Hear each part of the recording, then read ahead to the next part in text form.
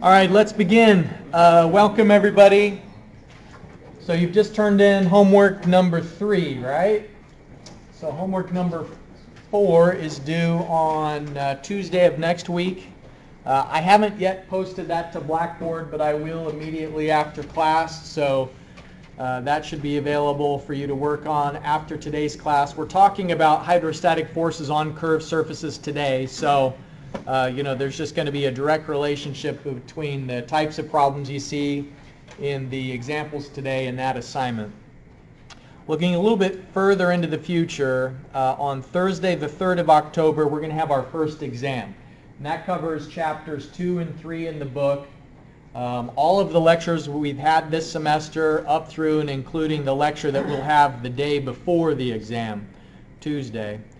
So you'll submit your homework on Tuesday, and I'll have the solution ready to go as soon as you submit it so that you'll be able to look over the solution to see whether you did the problems right, and then you'll have 2 days to prepare after that for the exam. The format of the exam is that all of the questions that you'll get for this exam will be problem solving. There won't be any concept or short answer type questions. It'll all be problem solving. Typically what I do is I'll include 4 questions of the length that you saw on that practice exam, the sample exam.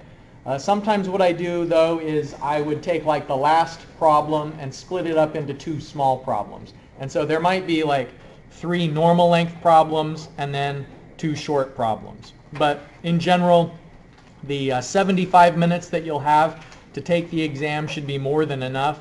I'll write the test so that if you're familiar with the material, you should be able to solve it in an hour or less. So I hope that there won't be any time crunch. Of course, it'll feel like a time crunch if you don't know how to solve the problems and you're trying to figure it out during the exam, then there's never enough time. But if you understand the problems, then just are working through the calculations, then you'll have plenty of time. Do you have a question? Will we be given a formula sheet, or do we need to memorize the equation? Good question. Yeah, I'll provide the formula sheet, and I'll post that on Blackboard today. Yeah. Other questions? All right. So today we're going to talk about hydrostatic forces on curved surfaces. The last 2 lectures we've been doing hydrostatic forces on flat, and so curved surfaces is a little bit different and more broadly applicable because there are lots of cases where you'll have like a curved gate or maybe a spherical surface that's under the surface and you want to find out what are the hydrostatic forces acting on a sphere. And the key to finding out how to find the hydrostatic forces on a curved shape is to find out what the projected surface looks like. And so you'll be taking a 3D object and you'll be looking at it from different angles, and the vertical projection is what you'll use to find the hydrostatic forces coming from the side. You'll see that in just a moment. By what I mean by projection is consider the types of shapes that it's possible to make, as you move your hands and have a light source. That shadow is an example of a projection of a 3-dimensional object.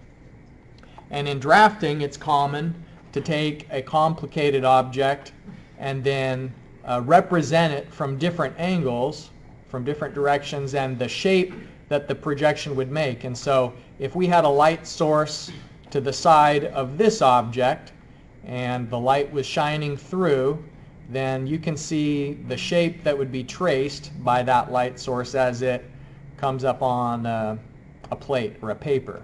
And so the projection is a 2-dimensional representation of a 3D object. And so keep that in your mind. That's an important part of how we find the hydrostatic forces on curved surfaces. Now, consider this curved gate, gate AB.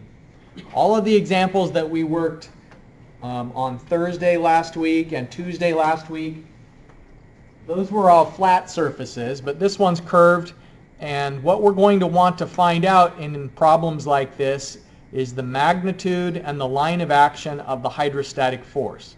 So if you kind of think about what's going on with this gate, you can envision that on this curved gate there are hydrostatic forces because of the pressure underneath the surface. The deeper we go, the pressure is increasing.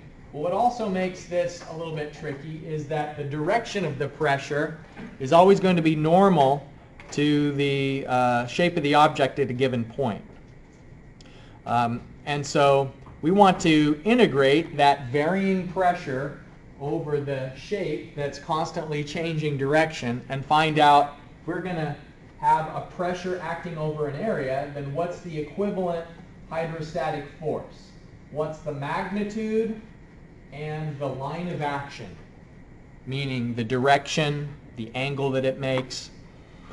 So the magnitude and line of action is essentially finding how much the pressure acting over the area affects that gate, so that then what we'd want to know is how much external force has to be applied to resist the force of the water.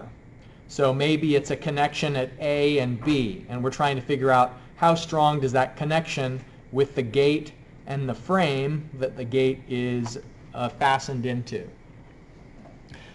So when you see a problem like this, you need to start breaking down the geometry and asking questions like, is the shape of the curve some recognizable shape? And in this case, the curved surface that we'd want to know the hydrostatic forces on, you can see that it looks like it's a quarter circle, the water that's above it, but the curve itself would be a flat gate that was then just rolled. And so it's kind of like there was a flat gate that has been curved, and so it's a quarter circle on the edge, but then into the page it's a flat surface, and the distance into the page would be defined in the problem statement. You need to ask yourself, what is the depth of water above the beginning of the curved surface, because that's going to affect the magnitude of the pressure. You need to look at the geometry and find out if you have dimensions that says the location that the curved gate intersects with some straight surfaces, the radius of curvature. Those are just some beginning questions to ask. And so let's go through them if we had these dimensions. If we had the dimension that from the water surface down to where the curve begins, you'll notice it's a depth of 4 meters. And then the other dimension we have is that it's 2 meters from C to B. And now from C to B and from C to A, that distance is the same. That's what tells us that this shape is a quarter circle, the water that's above the gate. And that's defining the radius of curvature of the actual physical object AB. So the shape that's above this is a quarter circle. We can see the depth to where the curve begins is 4 meters. And we're going to need all of this information to find the hydrostatic force magnitude. We'd like to know the curvature radius, because we're going to calculate the weight of the water that's above the gate to find vertical forces. The hydrostatic force on a curved surface like this is actually the resultant of 2 different forces. There's the forces coming from the side.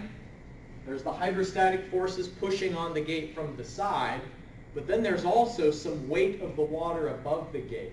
And it's the combination of the two that we need to account for to find the resulting hydrostatic force. And sometimes in the image they'll already have relevant points labeled for you. If they're not, then you need to be able to just think about what are the shapes that's above the curved gate and start breaking it up into, you'll notice here is a rectangle, and then here is the quarter circle. And so that wasn't specifically dimensioned and broken out for you in the first image that I showed you. Here we don't necessarily see at first glance that there's a rectangle above the gate and a quarter circle above the gate. But you need to start thinking in terms of what are the shapes that you can label, measure, because we're going to want to know what's the weight of the water that's above this curved gate. So let's say that surface AB goes 1 meter into the paper. And what we want to know is what's this force, F, the external force you have to apply to hold the plate steady, to keep it in equilibrium with all of the forces that it's being subjected to because of the water. And here in this sketch, what I'm showing is that there's a horizontal hydrostatic force that's acting on the gate. And then there's also the weight of the water above the gate in two different elements. There's the weight of the water in the rectangular element, B, C, D, E. And then there's also the weight of the water in element A, B, C. And so think, if it says that surface AB goes 1 meter into the page, what that means is that there's a volume of water there. There's a certain volume of water. We're going to solve this in steps. And so what I'd like you to do is have your calculator, use some note paper, a pencil, and together we're going to go through in steps and find all of the forces that we need to know to find the magnitude of F. Now F is going to have a horizontal component and a vertical component. So in the end, we'll distinguish between both of those. We'll add up the vertical forces to find this F sub y. We'll add up the only hydrostatic horizontal force, the F sub h that's shown, and that'll be equal to the horizontal component of the hydrostatic force that has to be added. But let's do them in these numbered steps. First of all, finding the horizontal hydrostatic force. Now this is something you can already do, because to find F sub h, what we have to do is think about the vertical projection of AB. Now go back to this idea and think about, if we want to find the vertical projection, both of these are vertical projections.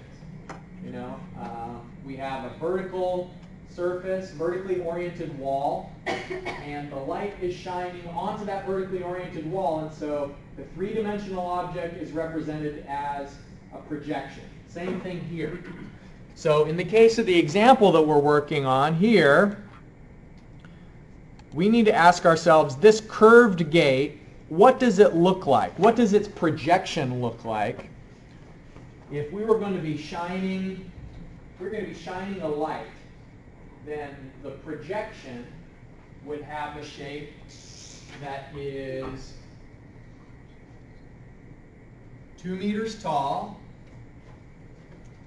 and 1 meter wide. Now the 1 meter comes from this given statement that the surface AB goes 1 meter into the paper. And so that tells us essentially how wide the gate is. And then the height of the gate, 2 meters, this is the vertical projection.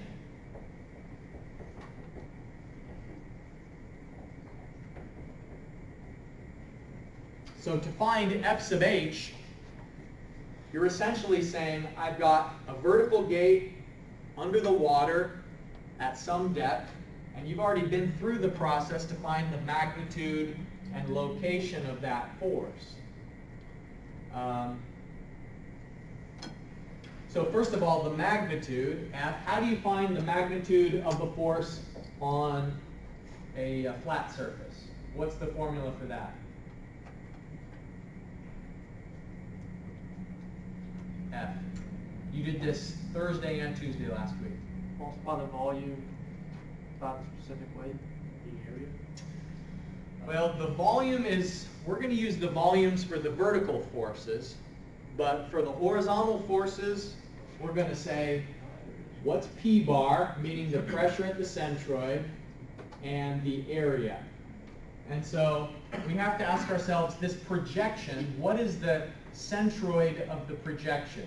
So the projection is just a rectangle, and the centroid of a rectangle is in the middle. So it's going to be 1 meter down from the top edge, and then we know the top edge here at B is up 4 meters to the surface. So if we're going to say P bar is delta H times the gamma of the fluid times the area, then the delta H is 5 meters. The unit weight, in this case, this is water. It says the fluid, but I guess I'll tell you it's water. 9810 newtons per meter cubed. And then the area that it's talking about is the area of the vertical projection. Even though it's a curved gate, we're still, to find the horizontal forces, we're treating it like it's just a flat vertical gate. So its area is 2 meters squared. All right, so F sub H, the horizontal hydrostatic force, is 98100, so 98,100 newtons.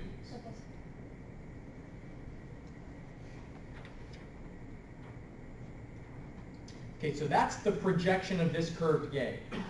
What does the projection of a sphere look like? The vertical projection of a sphere. Like when you have a picture of the Earth from space, what shape is it? It's a circle, right.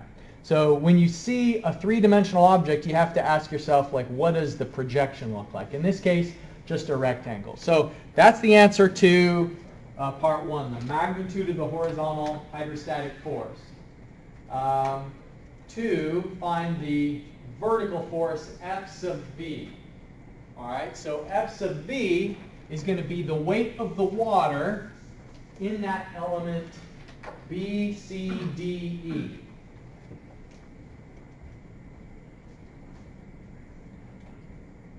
All right, so we have some element that is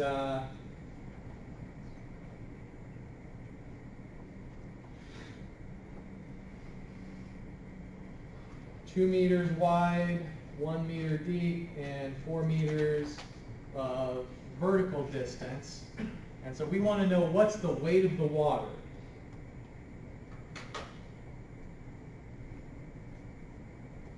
All right, so the weight of the water is simply going to be the volume of the object multiplied by the unit weight. And so there's some water above the gate. We want to know how heavy it is. And F sub V is just talking about how much water is in that rectangular shaped one. So the volume is going to be 4 meters by 2 meters by 1 meter. And we multiply that by 9810 newtons per meter cubed. So the F sub V is 78,480 newtons. All right, so I'm going to stop talking for a moment, and I'm going to ask you to find out W. What's the weight of the water in element A, B, C?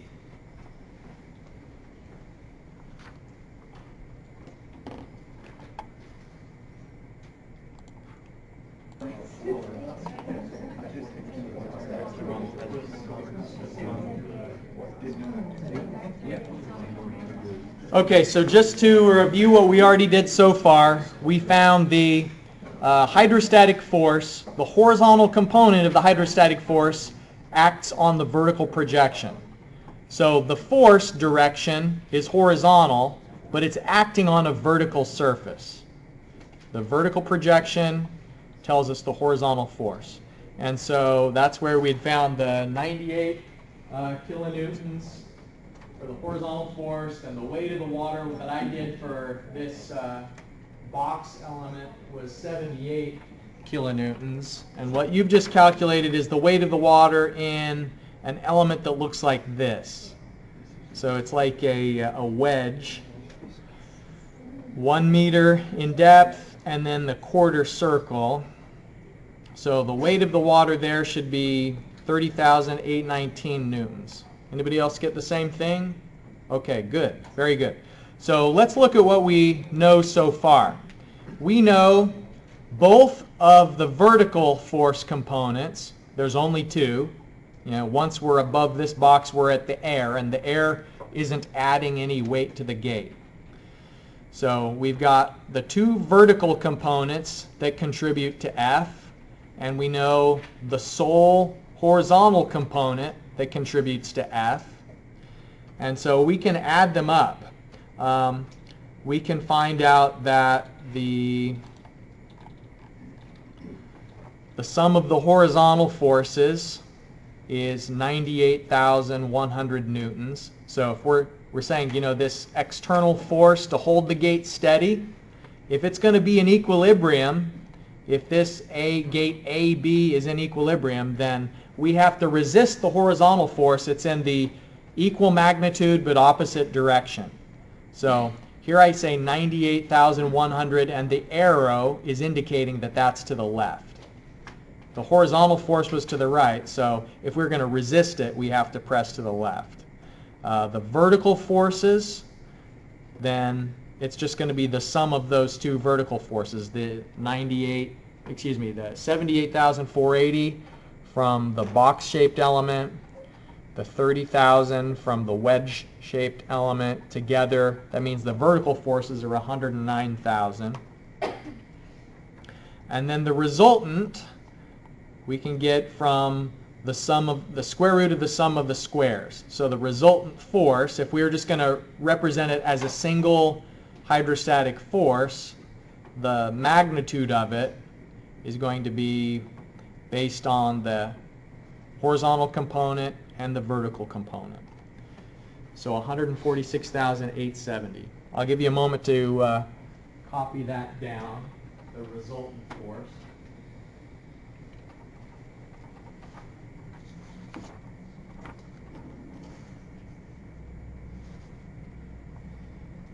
Any questions so far on what we've done?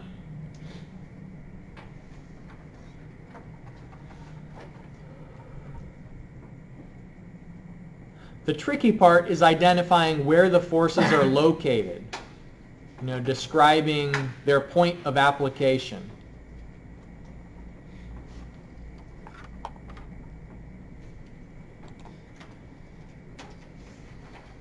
Okay, so question 7 says, find the line of action for F sub h and the line of action for the vertical force from the rectangular element and the wedge-shaped element combined. So we want to find out basically where these hydrostatic forces are being applied.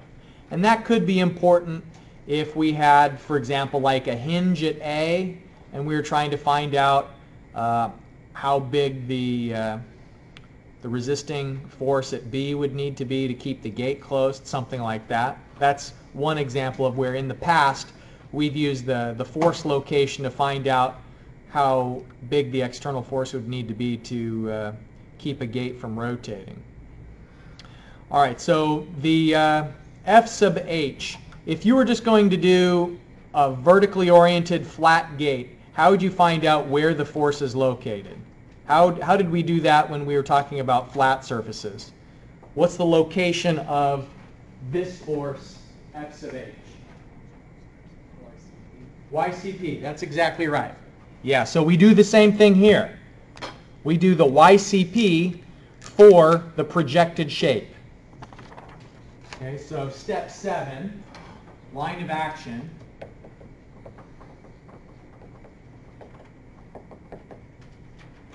For F sub h. All right, so you probably have started to remember the formula. YCP is y bar plus I divided by y bar A. And the shape that we are keeping in mind is the vertical projection. So the vertical projection is that one that's 2 meters tall and 1 meter wide. All right, so the area moment of inertia, for example, AB cubed divided by 12. What dimension is A and what dimension is B for our vertical projection? A is 1 meter, B is 2. How do you remember which is which? Is there any way that you thought of to keep straight of which of the dimensions gets cubed and which one is just to the first power? BH cubed over 12. base times height. Okay, good, yeah. When it's coming to vertical effects being more important than the horizontal width, if we're doing the area moment of inertia about a horizontal axis, then it's the vertical distance that provides more resistance to rotation. So an object that is long is going to resist rotation even more, like to a greater extent than an object increasing in width. And so you can think that the vertical parameter is more important. So that's why you're cubing the vertical dimension, is because for an area moment of inertia about a horizontal axis, it's the distance away from the horizontal axis that gives you that more resistance to rotation. That's another way to think of it. In our case, the area moment of inertia is 0.667 meters to the fourth. All right. What about y bar? What's our y bar dimension for this shape? The depth to the centroid from the water surface down to the centroid of the projection. 5. You weren't just waving at me, you were holding up the right answer. 5. Okay. 5 meters plus 0.667 meters to the fourth divided by 5 meters multiplied by the area of the projection. Now, like a pretty common mistake that people will make is they would give me the area of the quarter circle there. I'd say that's like the mistake that I'm most likely to see if you get a question like this on the exam, is the wrong area. The area you need to include is the area of the projection, because we're treating this curved surface as a vertical projection in order to find the horizontal component of force. So it's kind of like we're breaking up the curved gate into two parts, the horizontal part of it and the vertical part of it, and we handle them separately. So the area that we use is 2 meters squared. So the YCP is 5.0667 meters from the surface. That's the point of application for the horizontal hydrostatic force.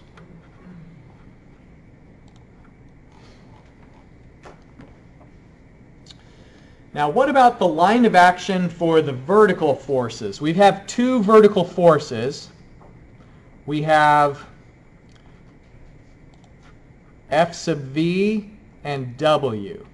Now, there's something about this drawing that finally we've got a drawing that they got something right. You know, there's all sorts of mistakes and so on, but this W is to the left of F sub V, and that's not accidental. That's intentional, that they've shown the location of W being a little bit to the left of the location of F sub V. That's what we want to know here, where it says the line of action for F sub V and W combined, is we want to know where are each of the individual parts located, the resultant or equivalent vertical force, and then the combination of the two where we come up with a weighted average.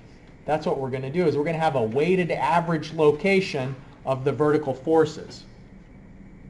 So why is it the W's to the left? Any guesses on that? It's where the centroid of that shape is. It's where the centroid of the shape is. He's exactly right. So you think about, well, where is the bulk of the water? Well, in a rectangle, it's symmetrical. There's as much water on the right side of this rectangle as there is on the left. And so that's why F sub V is just in the middle. So 1 meter from the edge is where F sub V is located. But W is a little bit further towards C than it is towards B, because we have this shape, this part of the shape, that doesn't have water. And so that's pushing the centroid closer to the edge AC. And so there's a formula for that. The centroid for a quarter circle. Let me write this on the whiteboard on the left.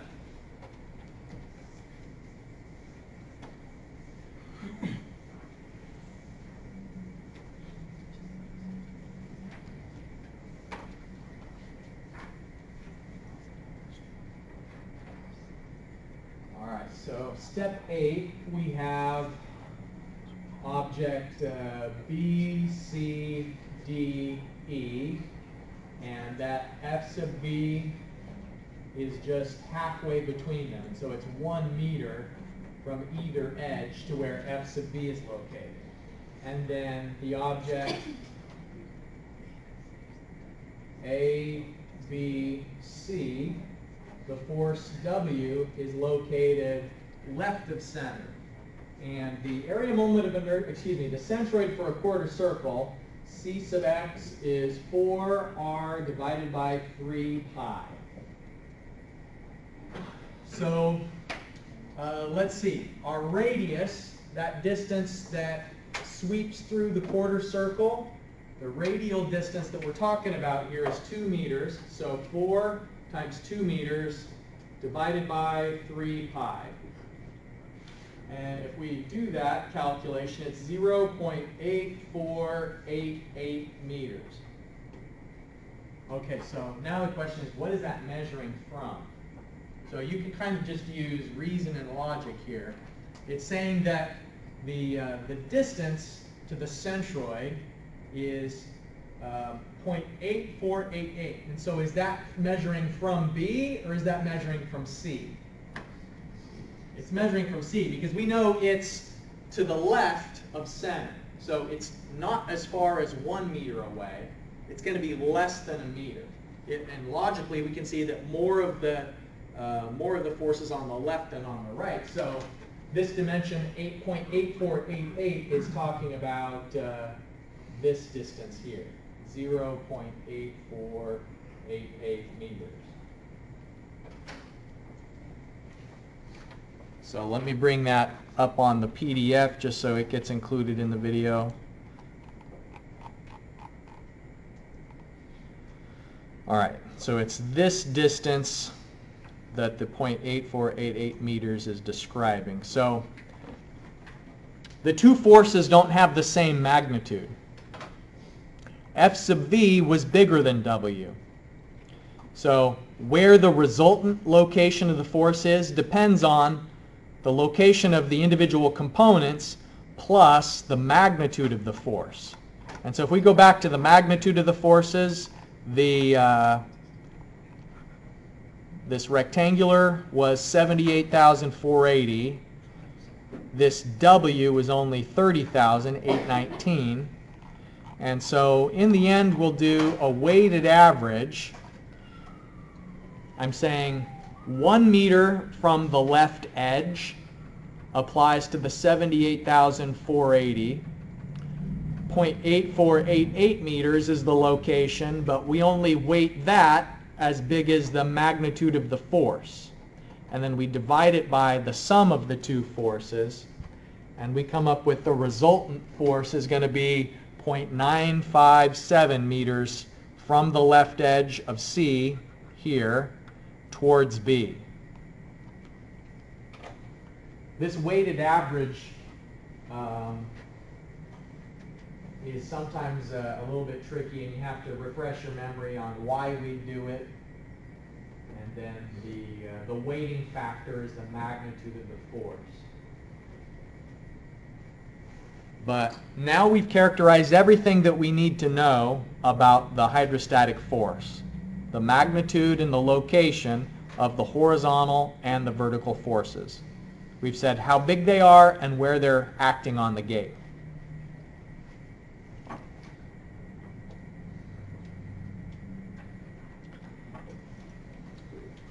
Any questions about this example?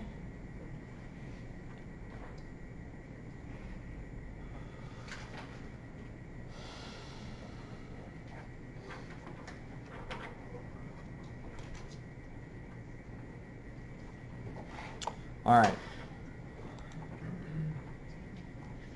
What about this situation? What if we wanted to find the force required to open this gate? So this is similar to what we just did, but there's an important difference. In the previous example here, the water was on the inside of a quarter circle, and now the water is on the back side of the quarter circle, and then it's just open to the air on the inside of the quarter circle. So the geometry is a little bit different here. To find the force required to open this gate, we're going to have to characterize the vertical and the horizontal hydrostatic forces.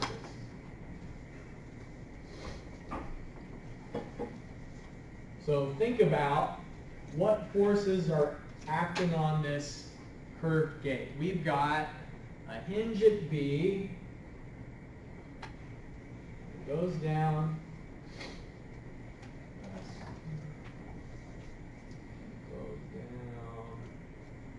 like this. All right. So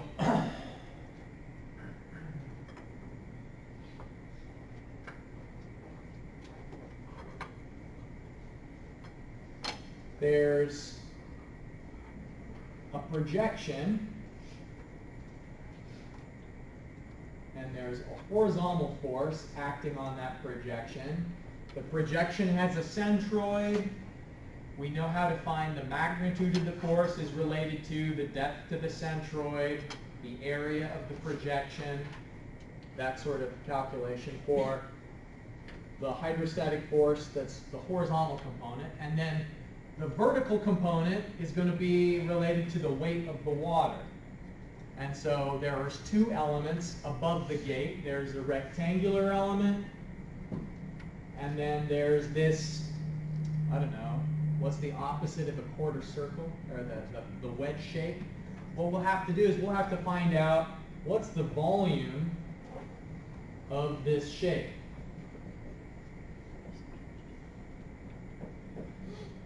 We don't want to know the volume of the inside of the quarter circle. We want to know the volume of a box minus the quarter circle. That's the hint, is that you can find the overall volume and then subtract out the part that doesn't have water. So we want to just find the leftover. And actually, I think probably somewhere in some textbook they do have both the volume of this shape and also its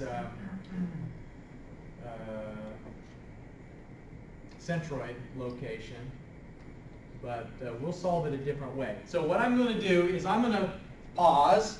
I'm going to stop talking, give you a chance to find the magnitude and location of the horizontal hydrostatic force, because this force coming in from the side, if we want to ultimately know how much force it requires to open the gate, that's causing the gate to rotate clockwise, right? The F that's shown here is going to be causing a clockwise rotation of the gate. Both of the hydrostatic forces are pushing the gate counterclockwise, so they're keeping it closed. The horizontal force is pushing the gate clockwise, and if you calculate the magnitude and then you find the location, then you're going to know the moment distance. So the moment distance would be vertically down from the hinge to the point of application. So that's going to be a counterclockwise moment. And then there's also the two components of the vertical. There's this part of the hydrostatic, the vertical force. There's F sub V1 and F sub V2. And both of those, it's important to know the magnitude and their location, because they're both going to be causing the gate to rotate counterclockwise as well. So in the end, what we're going to do is we're going to do some force balance where we say F times 3 meters is equal to F sub H times some distance in meters plus F sub V1 in some distance in meters. So I'll tell you that one. 1.5. That one's easy, right? Because it's just in the middle. If the width of the box is 3 meters, then that F sub V1 is halfway. It's in the middle. So 1.5 meters for that one, plus F sub V2 at a distance of some distance. Where is that force located? And so we're going to go through this moment analysis in the end so that you can find F. So that's what you're headed towards. In the meantime, go through the same process that we did in this previous example. Go through the same steps of find F sub H, find F sub V, find what was called W in that previous example. Here on the whiteboard I've called it FV2. Then find the line of action for the horizontal force. Find the line of action for the F sub V. You don't have to combine them. You can keep them separate, the line of action of those two vertical force components. All right, I'm done talking for now. I'm going to allow you to work on this, collaborate with your classmates. I have the solution here with me, so I can circulate around and tell you if you're on the right track.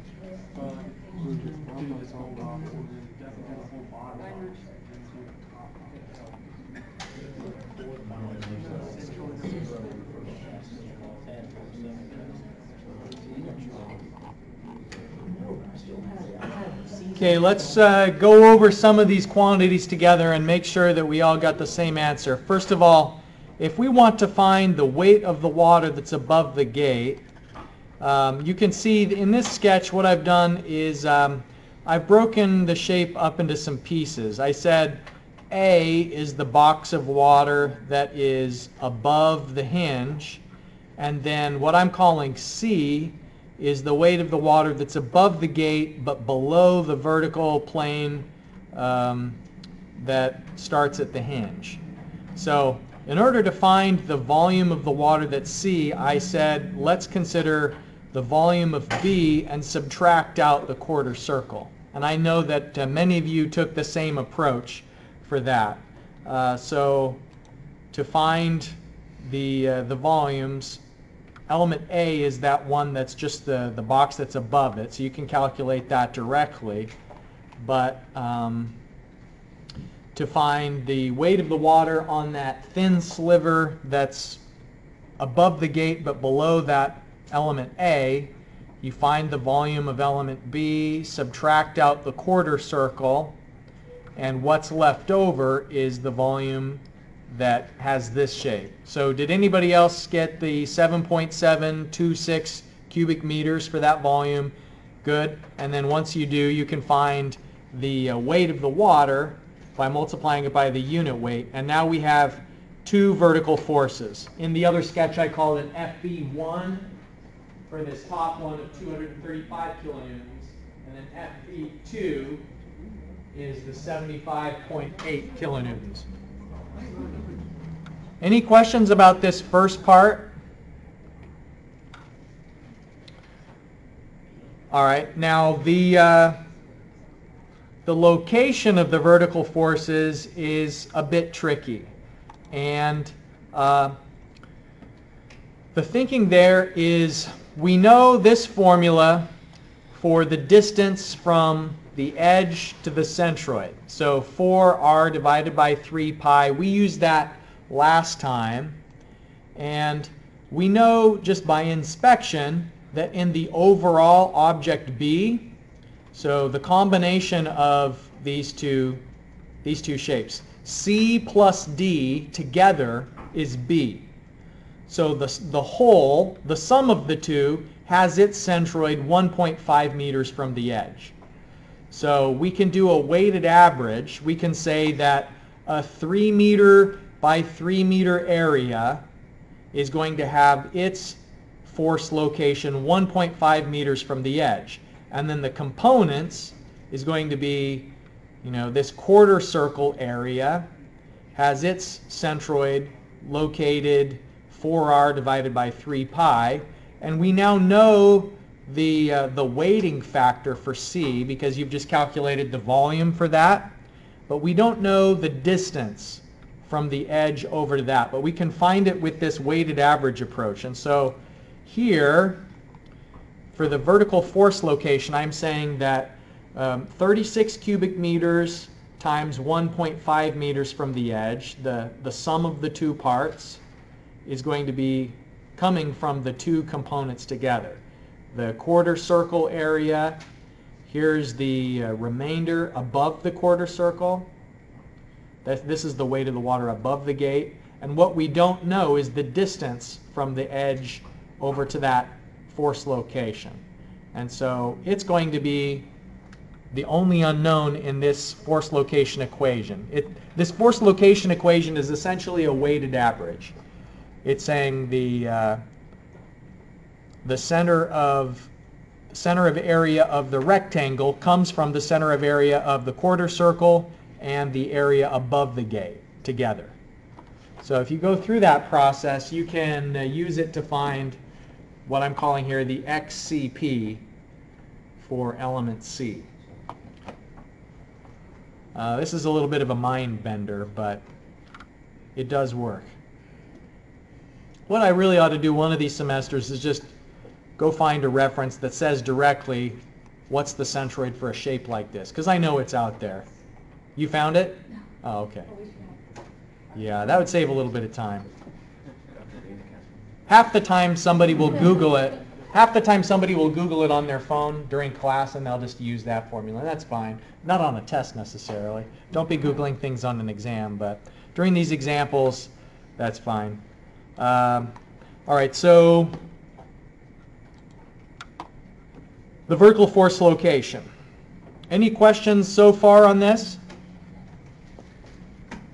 Who found the magnitude of the horizontal hydrostatic force? Many of you have already done that. Some of you haven't yet. I'm not going to reveal the answer then if some of you are still working on it. Remember that the process is that we find where is the centroid located. So what's the depth of the centroid? What's the pressure at the centroid? And so the centroid that we're talking about is the centroid of the vertical projection. So this curved gate has a vertical projection that looks like 3 meters tall, 4 meters wide.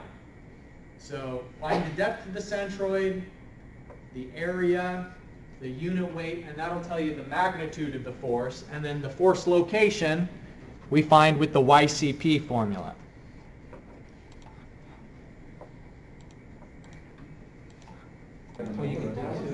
All right, one of your enterprising classmates went online and found the formula for the distance for a spandrel. It's called a spandrel, right? All right, so from this edge over to the force location, 0.7766 R. And so R for this quarter circle is 3 meters. So it works out. We wouldn't necessarily have to do that weighted average using this dimension. Maybe I'll adjust the example for next semester. You'll be the last class to get the hard version of this example.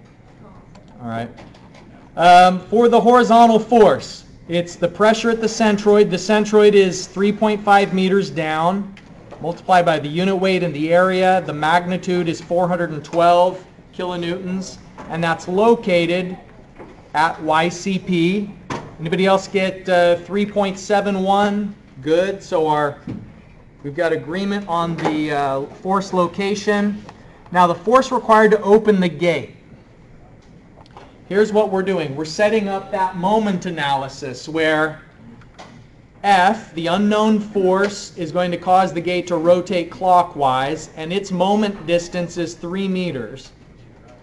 F sub A, which we calculated, is 235.4 kilonewtons. That acts at 1.5 meters. Then we found the 2.33 meters for the spandrel. F sub H its moment distance is going to be only the depth that's below the hinge point. And so its overall depth of 3.7 meters minus the 2 meters from the water surface to where the hinge begins. So we can do that and solve for F, and it should be 412 kilonewtons to open up the gate. It's just coincidental. It's a disappointment coincidence that it also is equal to the hydrostatic force. I need to adjust how deep this gate is underneath the water line, because you might be tempted to think that it's always, F is always going to be equal to the hydrostatic force coming from the horizontal direction, but that's not always the case. It just works out to be coincidental because of the depth and size of this particular gate. But that process will never lead you astray.